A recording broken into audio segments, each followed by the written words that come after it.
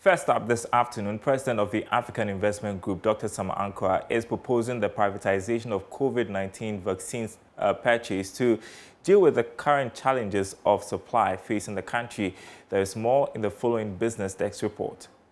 The event brought together members of the Institute of Chartered Economists, the public, and some captains of the business community. It also afforded the Institute an opportunity to induct some chartered economists and also the new fellow, that is Dr. Sam Ankrah, who is president of the African Investment Group. In his address after being inducted as fellow of the Institute, Dr. Sam Ankrah noted that economics is about people and everything must be done to ensure that the livelihood of the people are affected and improved. One of my favorite quotes in economics states, and I quote, "Economic growth without people is meaningless. What is gross domestic product at 7% when unemployment is so high? What is the value of high GDP rate when we cannot find money to pay for fertilizers and other farm inputs to make foodstuff affordable? Inflation, which at the height of the pandemic hovered around 11.8%, dropped to 7.5% in May 2021, before inching up slightly to 7.8 in June. Beautiful numbers, isn't it? But if it's so, why are we hearing that a bowl of cake, for instance, has shot up by more than 100%, and other food items are also rising in prices at the average of 80%? This tells you that we like numbers which do not reflect the ground to make the ordinary man feel it. He also explained why in his address he called for the privatization of COVID-19 vaccine purchase and importation. We've been told that government is finding it very difficult to break through the politics around the vaccines. And we also know most of these multinationals are linked. There's a lot of connections and partnerships with these institutions that fund even the producing of these vaccines. So when government gives the opportunity for these multinationals to use their contacts and influence to go out there to procure for the employers and procure some for CR purposes, I believe is the right direction.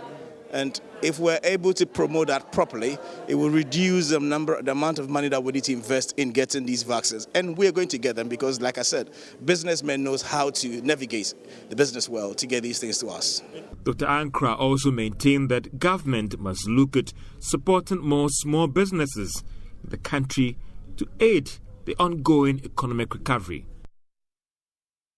And that report was filed from the inauguration of Dr. Sam Ankrah as a fellow of the Institute of Chartered Economists. Now, government has reiterated its commitment to complete all abandoned affordable housing projects before the end of its second term. In 2024, through the National Housing and Mortgage Funding, it also intends to leverage the pension fund for finance and support by reviewing the Pensions Act. The Deputy Minister of Works and Housing, Abdullahi Banga, was speaking at a housing event at the National Theatre here in Accra. The vision of the government for the housing sector is to use appropriate mix of public and private sector investment to deliver quality, safe, affordable housing solutions that meet the needs and the financial capacity of the ordinary Ghanaian. Accordingly, government has resolved to complete all existing abandoned projects within the short term while implementing long-term strategies that will ultimately increase access to adequate, safe, secure, and affordable housing options for the low to middle income groups in the country. Additionally, the government intends to embark on an affordable housing program aimed at facilitating the construction of more housing units across the country over the next 4 years.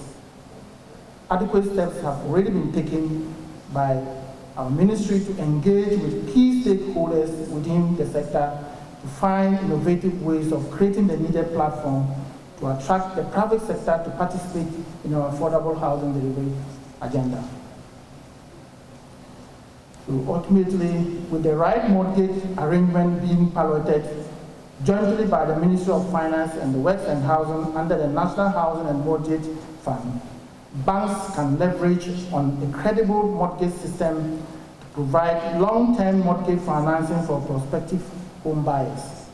This certainly is one of the surest ways to secure long-term and sustainable financing for the low to medium income earners. And you're watching The Marketplace. Still to come, we have a special interview with international business consultant Oheneba Kwame Darko, why he thinks Ghana stands to benefit more from the Continental Free Trade Agreement because of the One District, One Factory initiative. We're able to project ourselves well, put our products within ourselves. There's a lot of market, a lot of business going to be created for people like the youth. As we are saying, everybody's talking about employment and all these things.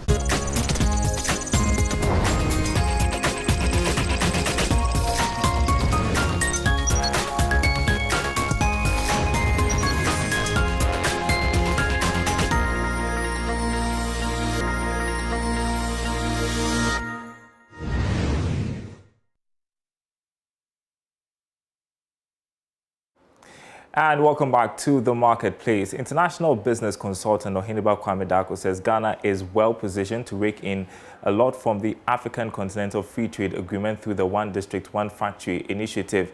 He is, however, worried about the foreign cartels in the various countries controlling exports. As part of the solution, Oheneba Kwame Darko is asking governments from different African countries to set aside a special regime for African businesses. Joy Business's Odilia Ntiamwa sat down with him for an extensive interview. Trade on the African continent currently stands at about 17%. That's how much Africans trade amongst themselves, while they trade actually a lot with Europe and the rest of the world. Well, perhaps that's why the continental free trade has become so critical now.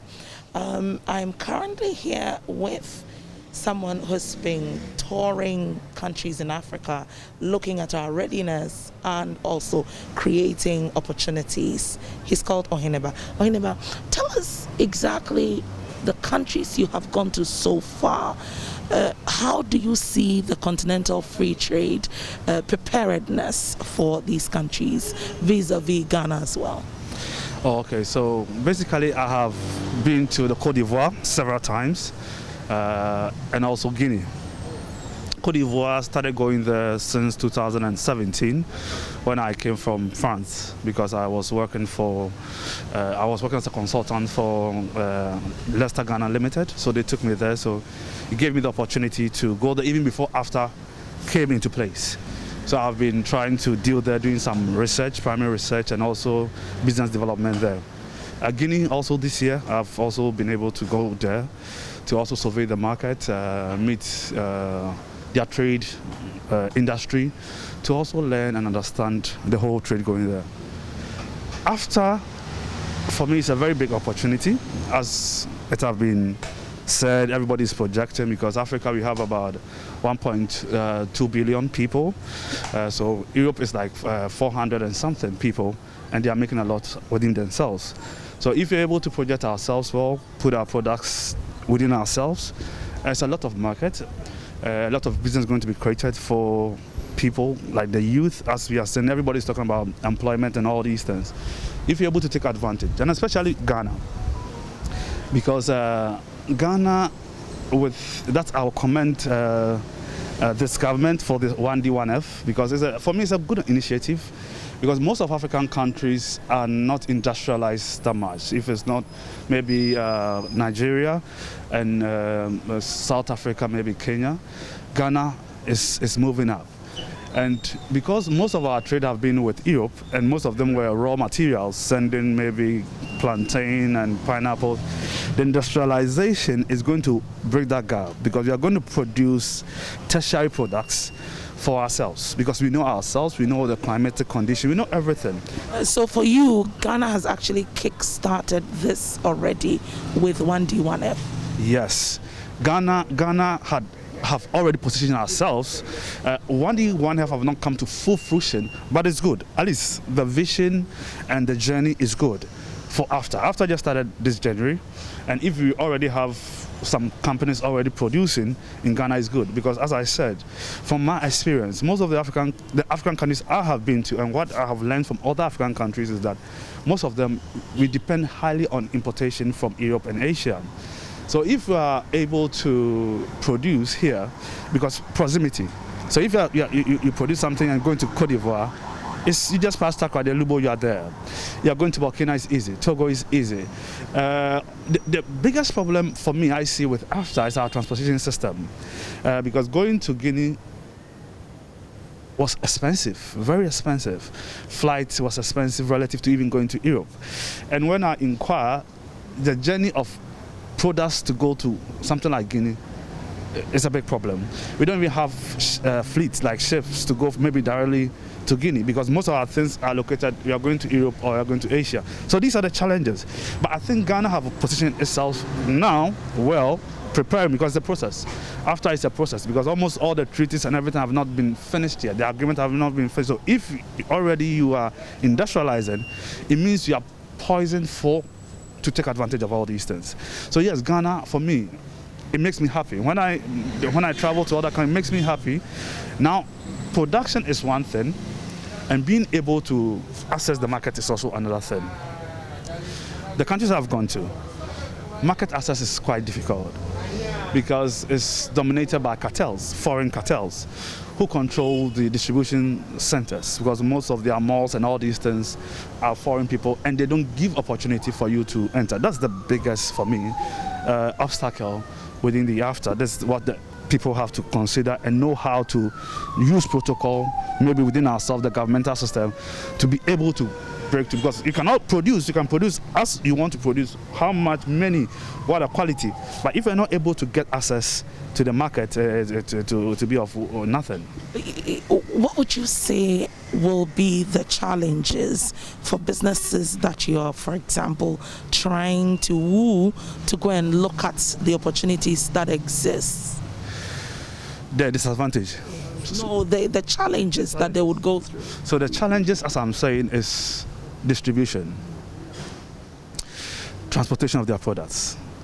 So first of all, start with transportation, because to get your things from Ghana to Cote d'Ivoire is okay. Because transportation, we have a lot of trucks going to Cote d'Ivoire every day. We have STC going to Cote d'Ivoire every morning. If it's not the border, which have been closed because of COVID, there's buses going every morning.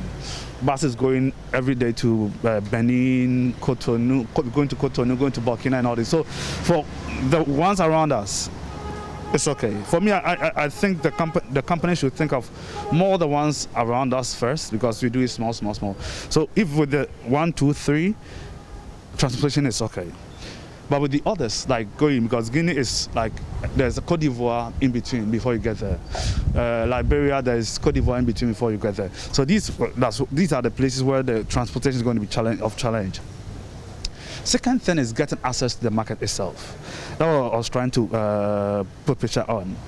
Most of the markets in West Africa are controlled by, for protocol's sake, I will not mention the names, but by foreign people, foreign cartels, and they dominate these kind of markets. So getting access to the market is going to be of a big problem. There should be a certain bilateral protocols between the government to make deliberate effort for African products to be able to get there. All right, you're watching The Marketplace. That was Odilia and Tiamo's conversation with international business consultant Kwame Ohineba Darko. Well, we are taking a short break. When we come back, we'll tell you about the Ghana Investment Promotion Center's Spark Up Summit, which is organized in partnership with the Finance and Information Ministries. That's after this break. What are the outstanding issues for those that have not been onboarded, and how can all of us play a part in ensuring that those issues are dealt with so that we're able to fully...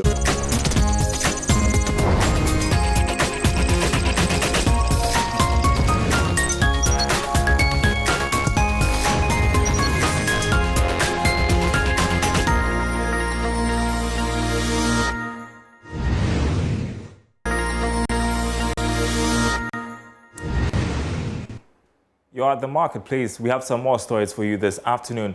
The Ghana Investment Promotion Center, in partnership with the Finance and Information Ministries, has launched an annual investment summit dubbed Spark Up.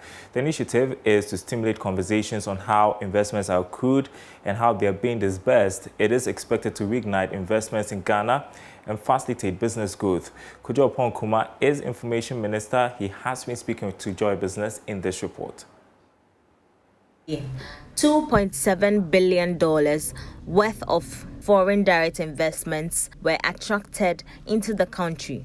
Spark Up, an initiative by the Ghana Investment Promotion Center, will be implemented to start discussions on how investments accrued last year will be fully utilized. Here's the Minister for Information, Kojo Oppong-Nkrumah. It is to properly give us an opportunity to account and to see how much of that 2.7 billion has been successfully onboarded, what are the outstanding issues for those that have not been onboarded, and how can all of us play a part in ensuring that those issues are dealt with so that we're able to fully onboard the outstanding ones. Our expectation is that by the time we are done with this, we would have all seen how we play various roles in ensuring that whatever is outstanding of the 2.7, which will create 27,000 direct jobs if fully onboarded, how we see ourselves in it and how we can participate in unlocking the space so that they are fully onboarded and then the potential and the benefits is fully actualized.